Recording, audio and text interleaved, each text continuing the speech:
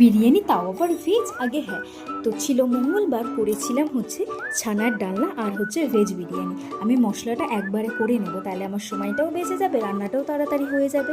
প্রথমে আমি কিন্তু এখানে ছানার ডালনাটা চাপিয়ে দেবো, আর এই ছানাগুলো কিন্তু দোকান থেকে কিনে নিয়ে আসা হয়েছিল।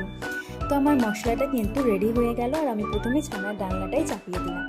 আর বিরিয়ানি কম বেশি এখন সবাই কিন্তু বাড়িতে করে, কিন্তু আমি যে প্রসেসিংয়ে ভেজ বিরিয়ানিটা করি আমি সেটাই শেয়ার করলাম। যাই হোক, ভালো লাগলে সবাই একটুখানি লাইক আর কমেন্ট করে দেবেন। সবাইকে অনেক ধন্যবাদ। তো আমার এখানে কিন্তু কথা বলতে বলতে ছানার ডালনাটাও হয়ে গেল, আর আমি এদিকে কিন্তু ভাতটাও বসিয়ে দিয়েছি। তারপরে আমি আলুগুলোকে একটুখানি প্রেশারে দুটো মতো সিটি দিয়ে নিয়েছিলাম, আর তারপরে একটু ভেজে নিলাম। যদি আমি মাটন বিরিয়ানি কিংবা চিকেন বিরিয়ানি করি তাহলে কিন্তু আলুগুলোকে আলাদা করে সেদ্ধ করি না, কারণ অনেকক্ষণ দমে থাকে, যে কারণে হয়ে যায়। আর এটা যেহেতু পনির দিয়ে করা ভেজ বিরিয়ানি, সেহেতু দমটা একটু কম সময় দেওয়া হবে, তাই আমি আলুগুলোকে একটু আলাদা করে ভেজে নিলাম। আর তারপর এখানে পনিরগুলোকে খুব ভালো করে ভেজে কষিয়ে নিলাম। আমার এখানে পনির কষাটাও কিন্তু রেডি। আমি অন্যদিন সোয়াবিন দিই, বাট আজকে সোয়াবিনটা স্কিপ করে গেছি।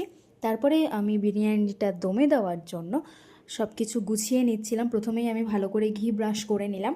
আর এখন বিরিয়ানি সবাই ঘরে ঘরে করেই থাকে, আর আমি যেদিন থেকে শিখেছি সেদিন থেকে কিন্তু আমি বাড়িতেই বিরিয়ানি বানাই, আমি আগেও বলেছি।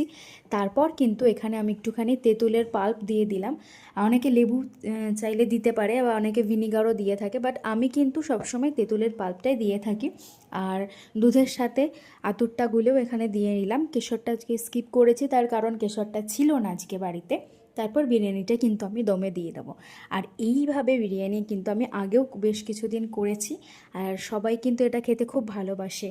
যেহেতু আজকে নিরামিষ মঙ্গলবার, সেহেতু কিন্তু এই বিরিয়ানি আর এই ছানার ডালনাটা জাস্ট ওয়াও খেতে লাগে, আর সবাই খেয়ে কিন্তু খুব প্রশংসা করেছিল।